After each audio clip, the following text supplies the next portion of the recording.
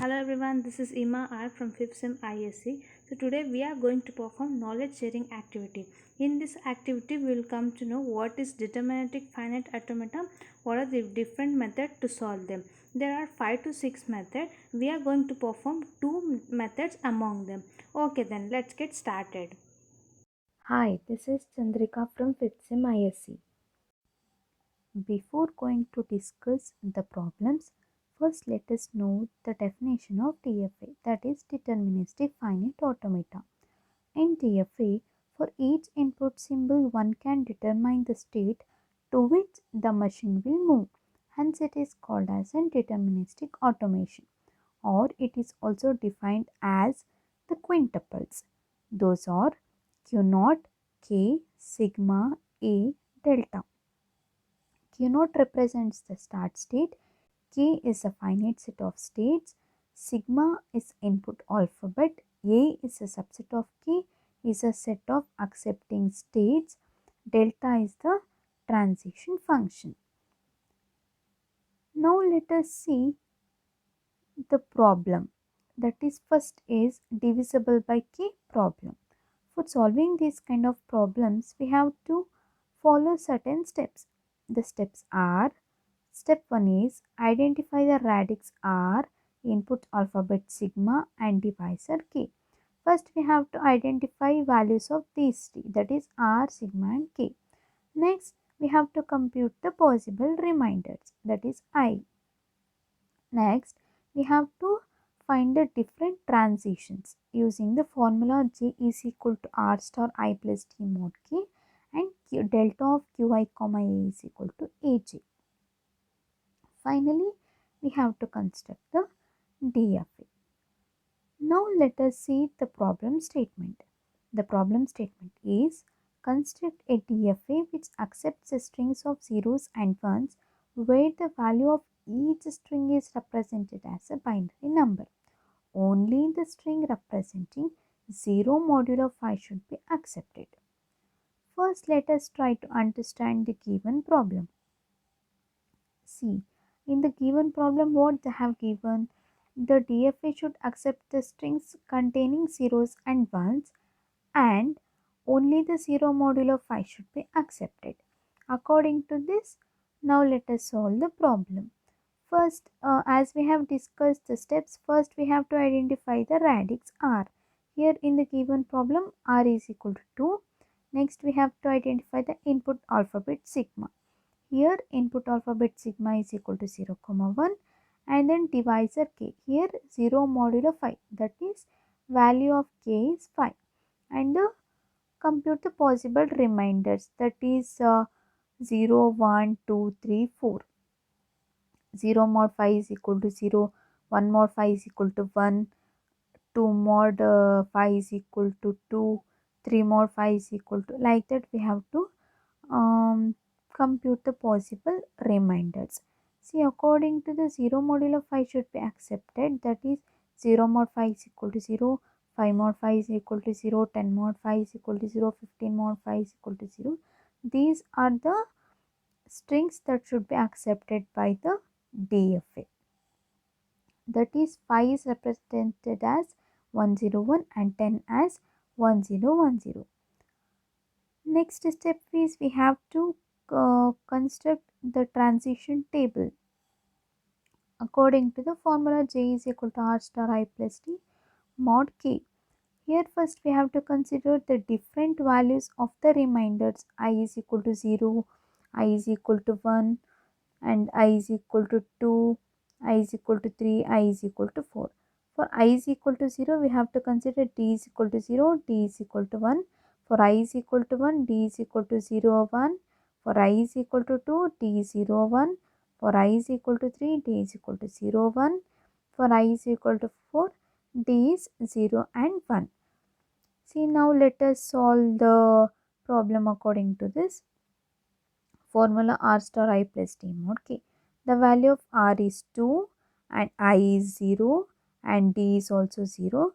Mod 5, that is 0 mod 5 is equal to 0. The value of J is 0. So, delta of Qi comma A, that is Q naught comma 0, because the value of I is 0, comma the D that is value 0. So it is equal to Q naught. When we give 0 as input to the Q naught, it remains in the same state. It does not change the transition. Similarly, for D is equal to 1, 2 star 2 plus 1 mod 5 that is equal to 1, that is delta of Q naught comma 1 is equal to Q1. Similarly, for all values of I, we have to solve using this formula and this formula. This is the final transition table. Now let us draw the transition diagram. As we have discussed earlier, Q naught is the start state. We have to represent like this. Next, by looking at the above table, we have to construct this transition diagram. See, when 0 is given as input to the Q naught, it will remain in the same state. Next, when we give 1 as input to the Q naught, it changes the transition to the Q1. Next, when we give 0 as input to the Q naught, it changes the transition to the Q2. And when we give 1 as input to the Q1, it changes the transition to the Q3.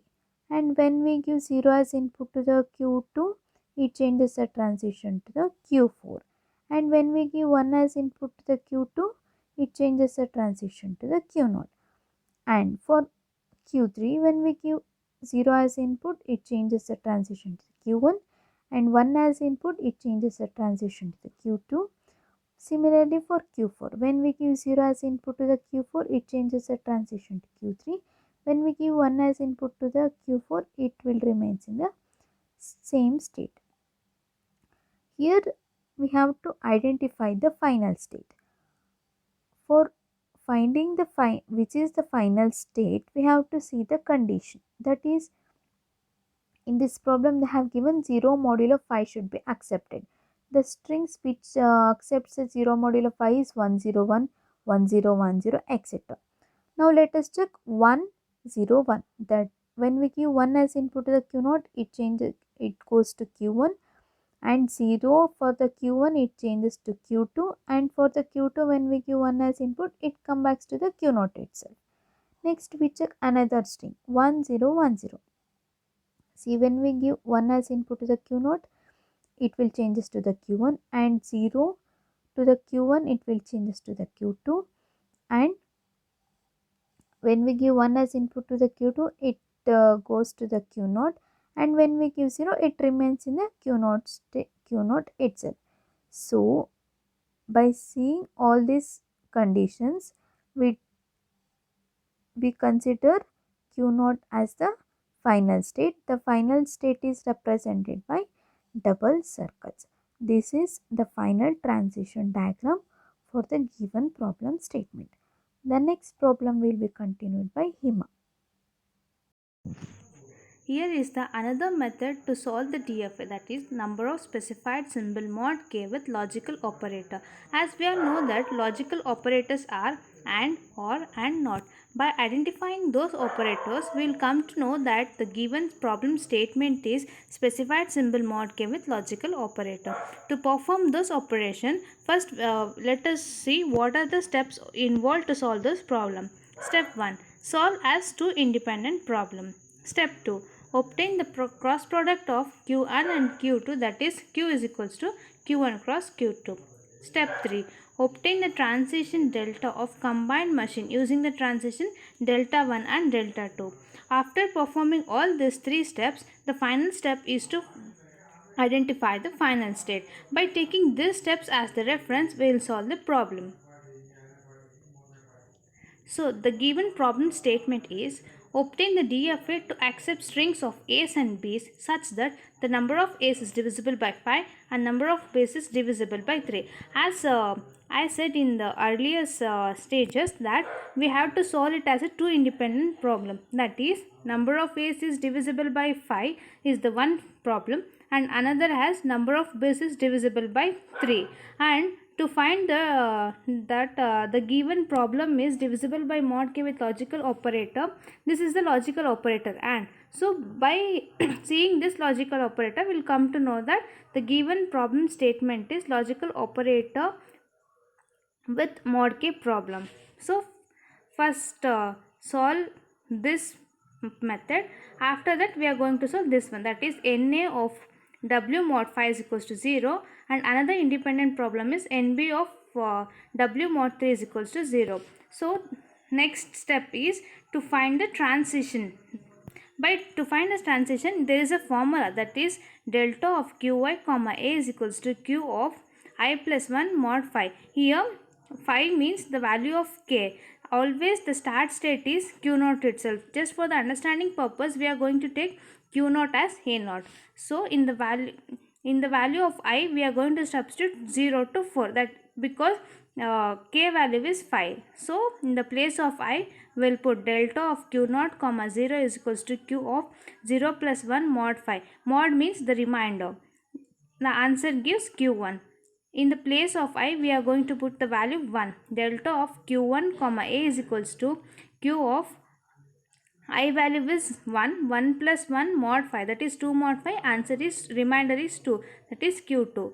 Then I value becomes 2, delta of q2 comma a is equals to q of 2 plus 1 mod 3, that is 2 plus 1 3 mod phi, that is q3. In the place of I, we are going to put 3, delta of q3 comma a is equals to 3 plus 1 mod phi, 4 mod phi, that is q4. I value becomes 4, delta of q4 comma a is equals to 4 plus 1 mod phi, that is 5 mod phi, remainder will be 0, hence q0. In the place of q0, q1, q2 and q3 and q4, we are going to put a0, a1, a2, a3, a4. So this will consider as the one machine, and again for this we are considering going to as the second machine. So m1 is equals to a0, a1, a2, a3 and a4. So next is for nb of w mod 3 is equals to 0, where 3 is the value of k and start state is q0, that is we are going to consider it as a b0. Hence the value of k is 3, I value will start from 0, 1 and 2. So here is the transition table. Delta of qi comma b is equals to q of I plus 1 mod 3. 3 means the value of k. I value is 0, delta of q0 comma b is equals to 0, that is q of 0 plus 1 mod 3, it gives the remainder 1, that is q1. Next I value becomes 1, delta of q1 comma b is equals to q of 1 plus 1 mod 3, that is remainder gives 2, that will be q2. Next I value becomes 2, delta of q2 comma a is equals to, this should become b is equals to q of 2 plus 1 mod 3, that is 3 mod 3, remainder will be 0. In the place of q0, q1 and q2, the value we have taken is b0, b1 and b2 just for the reference purpose. And here the machine m2 becomes b0, b1 and b2. This is all about the first step. Next we are going to perform the second step, that is, as I said earlier, we have to do the cross product, that is q is equals to q1 cross q2. By taking m1 and m2, we will do the cross product, that is a0 comma b0, a0 comma b1 and a0 comma b2. Same as a1 b0, a1 b1, a1 b2. Next a2 b0, a2 b1, a2 b2. Next is a3 b0, a3 b1, a3 b2. And next is a4 b0, a4 b1 and last one is a4 b2. This is the third step. After that, the final step is to find the transition diagram. To do the transition diagram, we have to take the reference of transition table as we have done in the earlier stages, this and this one. Okay, then let's draw the transition diagram. This is a transition diagram. As I said, a0 and b0 are the start states, hence we are taking this as the start state. By taking the transition table as the reference, if we give for the a0 a as input, transition takes place to a1. For a1, if we give a as input, transition takes place to a2. For a2, if we give a as input, transition takes place to a3. For a3, if we give a as input, transition takes place to a4. For a4, if we give a as input, transition takes place to the a0. And one thing we have to note here is all the A values are taken in the vertical column and all the B values are taken in the horizontal rows. So this is same for second column and third column also. Now we will do for the horizontal rows. For B0, if we give B as input, transition takes place to B1. For B1, if we give B as input, transition takes place to B2. For B2, if we give B as input, transition takes place to the B0 itself. Here, for A4, if we give A as input, transition again goes back to the start state itself, that is A0. And for the B2, if we give A as input, again transition goes back to the start state itself. Hence, it satisfies the given condition, that is Na of W mod 5 is equals to 0. That is, they will be having 5 states, that is 1, 2, 3, 4, 5, and again it goes back to the start state itself. Hence, it is considered as the final state for A0. And for the B, NB of W mod 3 is equals to 0. There will be a 3 states, that is 1, 2, 3, and again it going back to the start states itself. Hence, start states and final states remains the same. So this is all about the number of symbols specified with mod k with logical operator. Thank you.